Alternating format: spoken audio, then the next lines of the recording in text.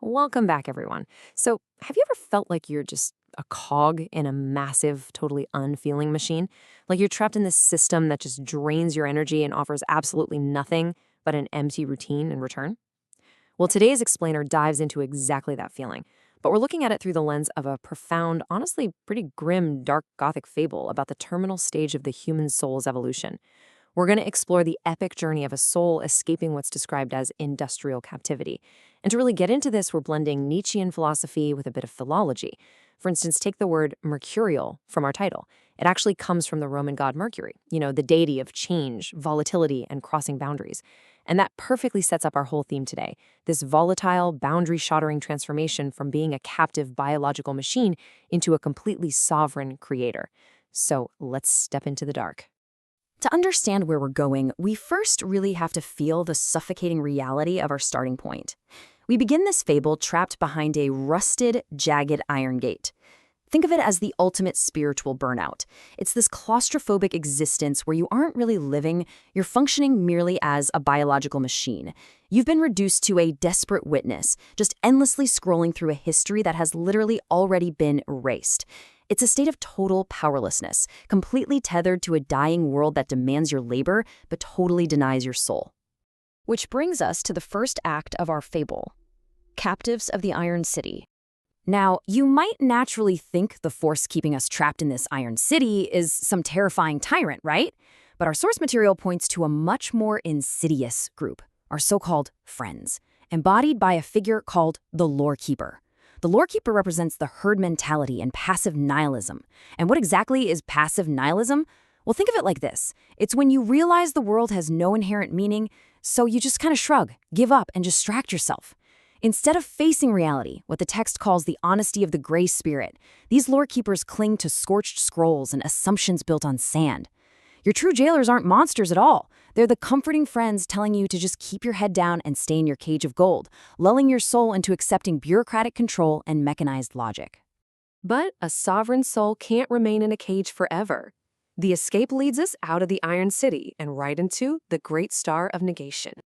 Breaking free requires what's called an epistemological dissolution. It's the complete shattering of everything you thought you knew. Let's look at the philology here for a second. The word nihilism comes from the Latin root nihil, meaning nothing. So to break out of the Iron City, the seeker literally has to step directly into that absolute nothingness. And the atmosphere out there, it is stark. It's an echoing, absolute cold. You step under the cold anti-light of the Great Star of Negation. You see, the destruction of the old archives, the old gods, and the old truths, it isn't a tragedy. It is the absolute requirement for liberation. You have to reach that freezing point, where the visceral shock of the cold is so deep that even time begins to bleed, just to finally see clearly. Which brings us to our next stage, embracing the shadow bard. Here's where we hit a major, seemingly backwards paradox in our seeker's journey. To achieve true awakening, you actually have to learn to love your enemies. Meet the Baron and the Shadow Bard. In our fable, these are the agents of negation, the bringers of active nihilism. Now, if passive nihilism is just giving up, active nihilism means realizing there is no inherent meaning and deciding to take a sledgehammer to the old, rotting structures anyway. These terrifying forces actively dismantle the sturdy towers of human knowledge. They mock the old so-called heroic ideals of the Iron City as nothing more than rotting corpses. But the crucial point here is that you absolutely must embrace them.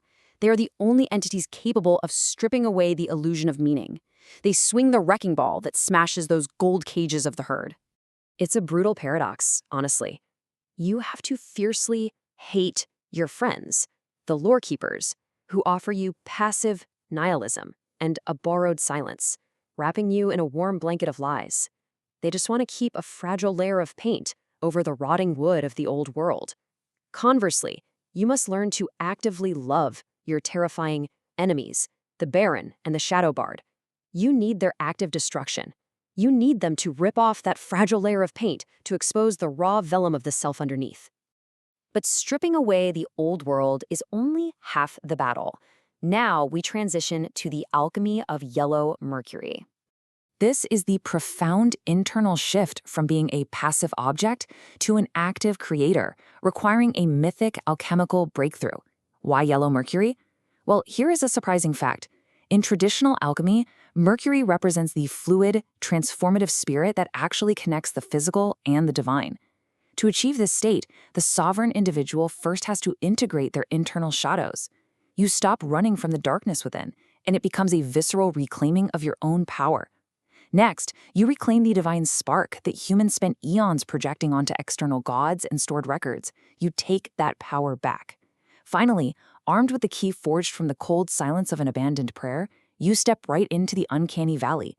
Not with terror, but treating it as your personal workshop to orchestrate your next great act of creation. This is where self-mastery is truly forged. And that brings us to the climax of our dark fable, the awakened Mercurial spirit. Look how far this journey has taken us. We started completely captive, acting as mere biological machines, governed by the mechanized logic and passive despair of the Iron City, desperately searching for answers in dead, stored records.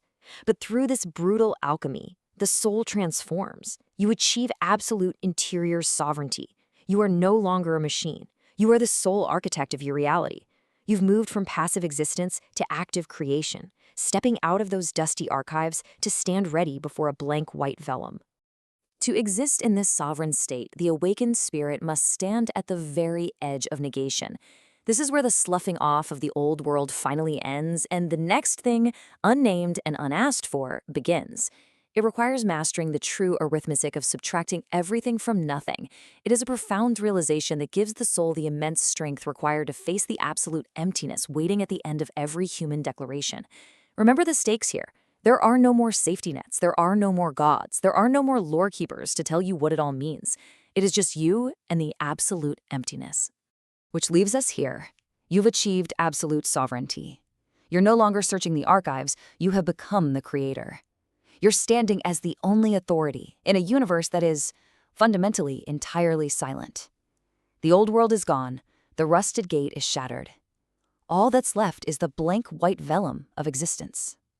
So I will leave you with this to consider. When you finally break free from the Iron City and hold the pen in the cold light of this silent universe, what truth will you write? Thanks for exploring this grim, dark fable with me today, and I'll catch you in the next explainer.